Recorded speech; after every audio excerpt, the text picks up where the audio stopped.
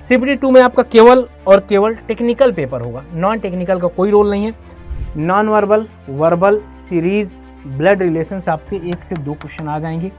22 मार्च को क्या मनाया जाता है, 22 अप्रैल को क्या मनाया जाता है, stone, brick, cement, lime, timber, mortar, mix concrete. SSC JEE 2026 civil engineering, आप सबको पता है कि आप लोगों का जो फॉर्म फिलअप स्टार्ट होना है वो 31 मार्च से होना है और 30 अप्रैल तक आपका फॉर्म फिलअप रहने वाला है। इसके बाद अगर बात किया जाए तो आपके पास आपका जो पेपर है वो मई और जून में होगा। आपके पास जो भी समय बचा हुआ है, बहुत ऐसे न्यू लर्नर होंगे जिनको पूरा सिलेबस, एग्जाम पैटर्न, ये सब कुछ जानना है और इसके अंदर भी ये जानना है कि कौन कौन से इंपॉर्टेंट टॉपिक हैं जिनको बगैर पढ़े जाया ही नहीं जा सकता, मतलब उनके बगैर सिलेक्शन नहीं होगा। तो आप सब बच्चों के लिए ये सेशन बहुत खास, बहुत इंपॉर्टेंट होने वाला है, तो स्टार्टिंग से लेकर लास्ट तक बने रहिएगा। चलिए स्टार्ट करते हैं आज का सेशन। ये पढ़ोगे तभी सिलेक्शन पक्का होगा। बड़े ध्यान से देखिएगा कि एक पॉइंट पर यहाँ पर अगर बात किया जाए, सबसे पहले एसएससी जेईई 2026 का जो टेंटेटिव एग्जाम शेड्यूल है, बड़े ध्यान से अगर देखें तो इवेंट का नोटिफिकेशन आपका कब आएगा, 31 मार्च का आएगा। फॉर्म फिलअप भी तभी आपका स्टार्ट होगा और लास्ट डेट अप्लाई 30 अप्रैल का होगा। आपका जो CBT 1 है, मई जून लिखा जरूर है, मई में नहीं होगा, आपका जून में होगा, मई में नहीं होगा, जून में आपका एग्जाम कंडक्ट होगा। और पेपर CBT 2 की अभी डेट अनाउंस नहीं है। यहाँ पर माना जाए कि जून, जुलाई, अगस्त, सितंबर, अक्टूबर, नवंबर तक आपका यहाँ पर मेंस हो जाएगा। अब इन्होंने ये ऐसा कर दिया है कि 1 साल में 1 एग्जाम, समझ रहे हैं ना, कुछ इस तरीके से सिस्टम होने वाला है। ये आपका पहला हो गया कि एसएससी जेईई का टेंटेटिव एग्जाम शेड्यूल क्या। दूसरी अगर बात करता हूँ कि ये ऑल इंडिया रैंक 1 है, आप देख पा रहे होंगे, और ये मेरे स्टूडेंट थे। मैं ये चाहता हूं कि आप लोग भी इसी तरीके से पढ़ें और इस बार ऑल इंडिया रैंक में, ऑल इंडिया में फर्स्ट, सिंगल या डबल डिजिट में रैंक लेकर आएँ। एक बहुत बड़ा प्राउड मोमेंट होता है सभी बच्चों के लिए, प्राउड पूरे लाइफ के अंदर। अगला क्या है, एग्जाम पैटर्न की अगर बात किया जाए, एग्जाम पैटर्न की अगर बात करता हूँ, एग्जाम पैटर्न की अगर मैं बात करता हूँ ना, तो यहाँ पर एग्जाम पैटर्न की अगर बात करता हूँ तो एग्जाम पैटर्न देख लेते हैं इसका। एक मिनट,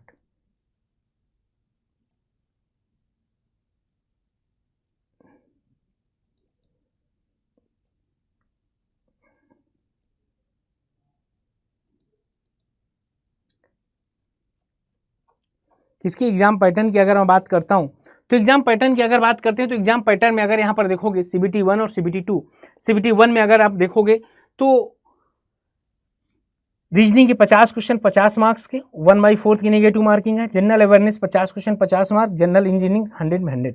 यहाँ पर जो स्टूडेंट है वो गलती क्या करता है, उसको ये लगता है ना यार रीजनिंग में कुछ है ही नहीं, रीजनिंग कर ले जाएंगे, लेकिन रीजनिंग करना और विद इन टाइम करना बोथ आर डिफरेंट। देन आपको एक चीज़ करना है कि रीजनिंग में कम से कम 50 में, मैंने जितने भी बच्चों का देखा है 50 में 46 प्लस ही सही थे, 46 प्लस सही थे।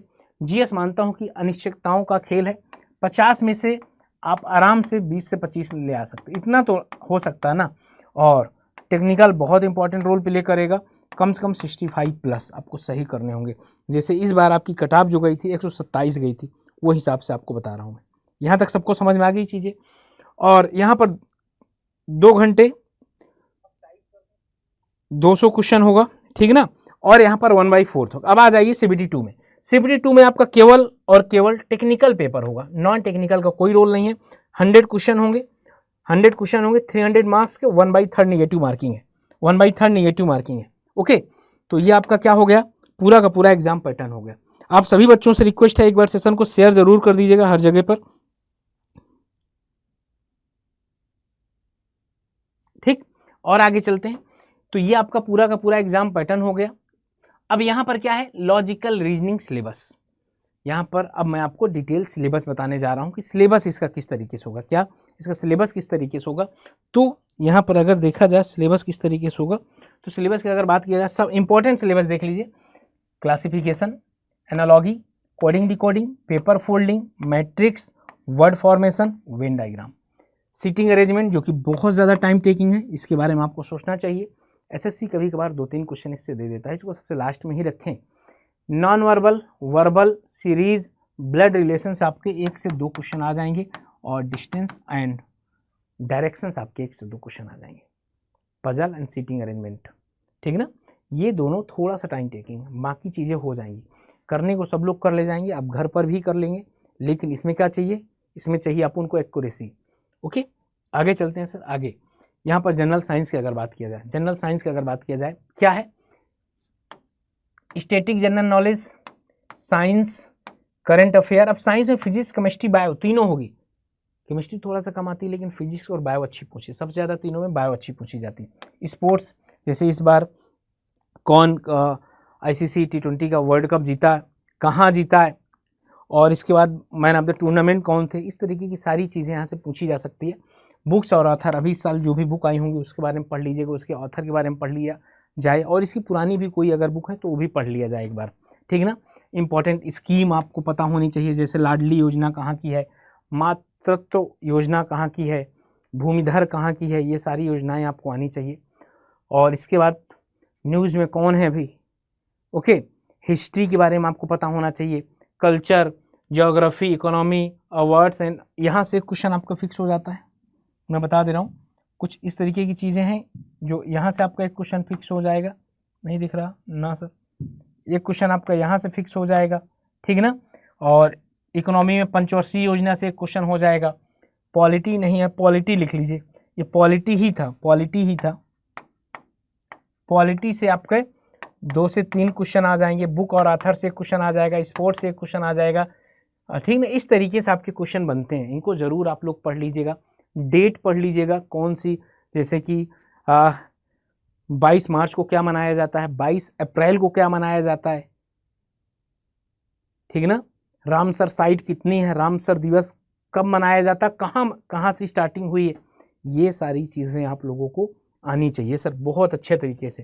देखो, पढ़ना तो पड़ेगा, मेहनत करना पड़ेगा, पढ़ना पड़ेगा, मेहनत करना पड़ेगा, तब जाके आपका सिलेक्शन होगा। अगर आप ये चाह रहे हो कि बगैर मेहनत के सोचने मात्र से सिलेक्शन हो जाए, then this is not possible, ये पॉसिबल ही नहीं है, समझ गए ना। करना पड़ेगा। जैसे सिलेबस है आपका, मैं बता दूं, अब यहाँ पर कौन से ज़्यादा प्रायोरिटी वाले हैं, कौन से लो प्रायोरिटी वाले हैं, कौन से मीडियम प्रायोरिटी वाले हैं। यहाँ पर अगर बात किया जाए, BMC का अच्छा खासा रोल होता है, BMC का आपका अच्छा खासा रोल होता है, ओके। BMC और एस्टिमेशन कॉस्टिंग का कम से कम 20% का रोल होता है, कितना, 20% का। इसके बाद सर्वेइंग हो गया, सर्वेइंग का भी अच्छा खासा रोल होता है, RCC का भी बहुत इंपॉर्टेंट रोल होता है, और एस्टिमेशन एंड कॉस्टिंग का तो होता है। बहुत छोटा सब्जेक्ट है। अभी जो हाल फिलहाल मेरे टेक्निकल में सब्जेक्ट चल रहे हैं वो यही दोनों चल रहे हैं, यही दोनों चल रहे हैं, एक बिल्डिंग मटेरियल, एक एस्टिमेशन कॉस्टिंग। मीडियम प्रायोरिटी की अगर बात किया जाए, सॉइल, नो डाउट अच्छा सब्जेक्ट है, इंपॉर्टेंट भी है। हाइड्रोलिक्स में तीनों पार्ट आ जाएगा, हाइड्रोलिक्स के तीनों पार्ट आ जाएगा, कौन कौन से, ओपन चैनल फ्लो आपका आ जाएगा, ओपन चैनल फ्लो के साथ आपका FM आ जाएगी, फ्लूइड मैकेनिक्स आपका आ जाएगा, मशीनरी आ जाएगा, चाहे प्लांट टरबाइन की बता दीजिए, आप स्पेसिफिक स्पीड बता दीजिए, इस तरीके से किस प्रिंसिपल पर काम करता है। यहाँ पर हाईवे और रेलवे दोनों आ जाएगा। एनवायरमेंट इंपॉर्टेंट है, 7-8 क्वेश्चन आपके एनवायरमेंट से आ रहे हैं, हाईवे और रेलवे यहाँ से आ जाएगा।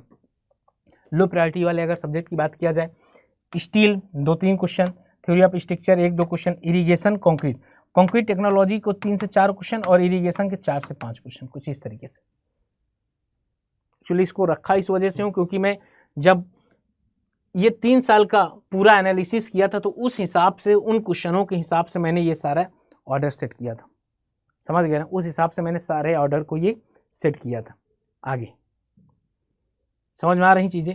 अब आ जाते हैं कि डिटेल सिलेबस क्या डिटेल सिलेबस।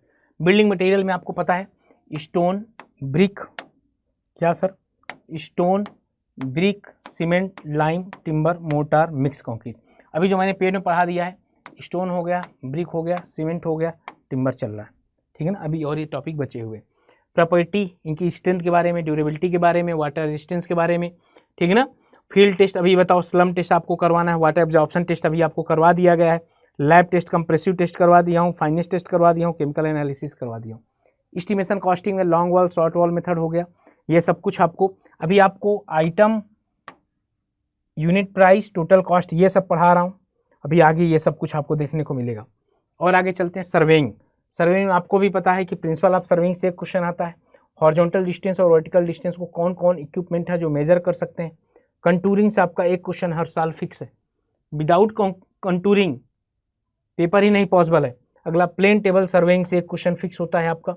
लेवलिंग हो गया आपका, ठीक ना। इस तरीके से आपके क्वेश्चन यहाँ से फिक्स हो जाते हैं।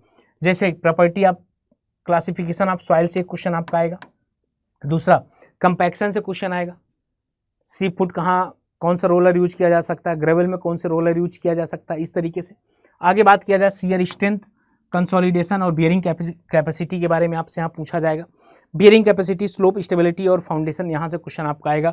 सैलो फाउंडेशन किसको बोलते हैं, पाइल फाउंडेशन किसको बोलते हैं, यहाँ से स्टेबिलिटी नंबर, और यहाँ से स्टेबिलिटी नंबर आपसे पूछा जाता है कितना होगा, ये सब कुछ आपके एग्जाम में आता है। आगे चलते हैं हाइड्रोलिक्स, पांचवा हाइड्रोलिक्स है। हाइड्रोलिक में देखो विस्कोसिटी की यूनिट पूछी जाती है, सरफेस टेंशन क्या होता है इसकी यूनिट पूछी जाती है। इसके बाद फ्लो थ्रू पाइप में लेमिनार, इनके रेनॉल्ड नंबर सबके पूछे जाते हैं। ओके, बर्नौली क्वेश्चन के एजम्पशन पूछे जाते हैं आपसे। नॉच एंड वियर से क्वेश्चन पूछे जाते हैं। इरीगेशन में जैसे आप यहाँ देख पा रहे होगे, सरफेस इरीगेशन से पूछा जाता है, स्प्रिंकलर इरीगेशन कहाँ यूजफुल होता है, ड्रिप इरीगेशन कहाँ यूजफुल होता है, डेल्टा ड्यूटी के बीच में न्यूमेरिकल पूछ लिया जाता है आपसे। Canal system, dam, reservoir, dam, ये सब कुछ, ठीक ना। यहाँ से spillway, type of spillway, aqueduct, super passage, siphon aqueduct, ये सब कुछ आपको पढ़ाया जा चुका है और आपके एग्जाम में अच्छे तरीके से आता भी है। आगे चलते हैं, क्या है ट्रांसपोर्टेशन इंजीनियरिंग। ट्रांसपोर्टेशन इंजीनियरिंग की अगर बात किया जाए, फर्स्ट एक्सप्रेसवे कौन से 20 ईयर प्लान में लॉन्च किया गया था, नेशनल हाईवे, रूरल रोड, ठीक ना। यहाँ पर फ्लेक्सिबल आसफाल्ट, रिजिड कंक्रीट, ये सब कुछ। क्रसिंग टेस्ट आपको करवाना है, मार्शल स्टेबिलिटी टेस्ट में मिक्स टेम्परेचर की वैल्यू बता दीजिएगा कमेंट सेक्शन में। पेनिट्रेशन टेस्ट आपका हो गया, बाकी ये सारा ट्रैफिक हो गया। अब इन्वायरमेंट इंजीनियरिंग में अगर आप देखोगे, sewerage system, treatment and disposal, air and noise pollution से एक क्वेश्चन आपका है। सॉलिड वेस्ट मैनेजमेंट से सबसे ज़्यादा क्वेश्चन आता है कि यहाँ से क्वेश्चन बता दीजिए, कम से कम इनकी डेंसिटी 1 से 2 नंबर का आ जाता है। ओके, अब ये क्या है, theory of structure. Theory of structure की अगर बात करता हूँ, बीएमडी एसएफडी से क्वेश्चन आ जाता है, स्टेन से क्वेश्चन आ जाता है, ट्रसेस से क्वेश्चन आ जाता है, मोमेंट डिस्ट्रीब्यूशन से क्वेश्चन आ जाता है, कैरियर फैक्टर निकालने के लिए।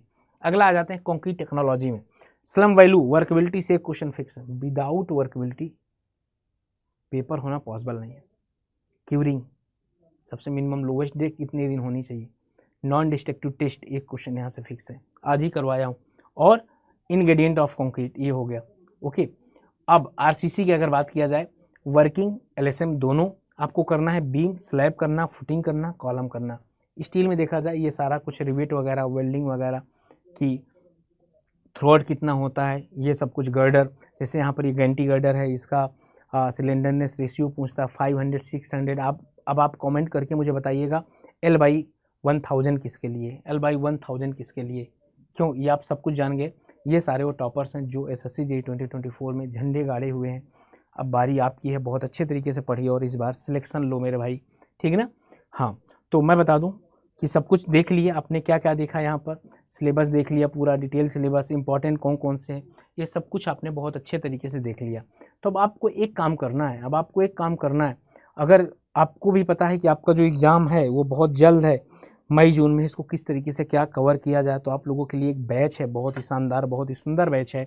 वो है क्या, वो है आपका ये रैंकर्स बैच। तो रैंकर्स बैच में आपको एक काम करना है, कंप्लीट बैच मिल रहा है, अभी 13 मार्च से ही स्टार्ट है, ठीक ना। यहाँ पर अभी 2 क्लासेज मेरी चल रही, 2 क्लासेज रजत सर की चल रही, 1 RK सर की, 5-6 सब्जेक्ट टेक्निकल के, 3 सब्जेक्ट नॉन टेक्निकल, 7-8 घंटे क्लासेज मिलेंगी। आप ये कर लोगे तो आपका पूरा सिलेबस हो जाएगा, समय के पहले करवा दिया जाएगा। और अगर आपका एग्ज़ाम 5-10 मई को भी होता है, उसके पहले हम आपको रिकॉर्डेड प्रोवाइड कर देंगे, तो आप जाकर ज्वाइन कर सकते हैं इसमें। और आगे अगर आप सिविल, मैकेनिकल, इलेक्ट्रिकल किसी भी स्ट्रीम से हैं और महापाइक इनरोल करना चाहते हैं तो जाकर महापाइक में इनरोल कर लीजिए। ओके, महापाइक में इनरोल कर लीजिए और यहाँ पर मैक्सिमम डिस्काउंट लिए कूपन कोड Y579 यूज कर सकते हैं। बाकी ये मैं बता देता हूँ कितने का क्या मिलने वाला है। AE JEE वाले में जाएंगे, SSC JEE में ये आपको दिख जाएगा, सिविल इंजीनियरिंग ये, और यहाँ पर कूपन कोड कितना होगा Y579 कितने का, 2299 रुपये का पड़ेगा, 9 मंथ का है। जाकर इनरोल कर लीजिए। बाकी कोई भी डाउट है, कोई भी समस्या है तो आप मुझे ज़रूर कमेंट करके बता दीजिएगा। ये सेशन करने का एक ही मोटो था कि आप लोग पढ़ाई लिखाई स्टार्ट कर दो, अगर अभी भी सोए हुए हो, क्योंकि समय बहुत कम मिलेगा और जब समय मिलेगा तो बहुत लेट हो जाएगा। जब आप जागोगे तब तक बहुत लेट हो चुका होगा। तो जाओ फटाफट यार इनरोल कर लो और पढ़ाई करते रहो। कहीं से भी पढ़ रहे हो बहुत अच्छी बात है। बाकी मिलते हैं आपसे, तब तक अपना ध्यान रखें, पढ़ाई करते रहें। Okay, bye, love you, thank you and जय हिंद। प्यारे साथियों, चैनल के अंदर नए हैं तो चैनल को सब्सक्राइब करना मत भूलिएगा। जय हिंद सर।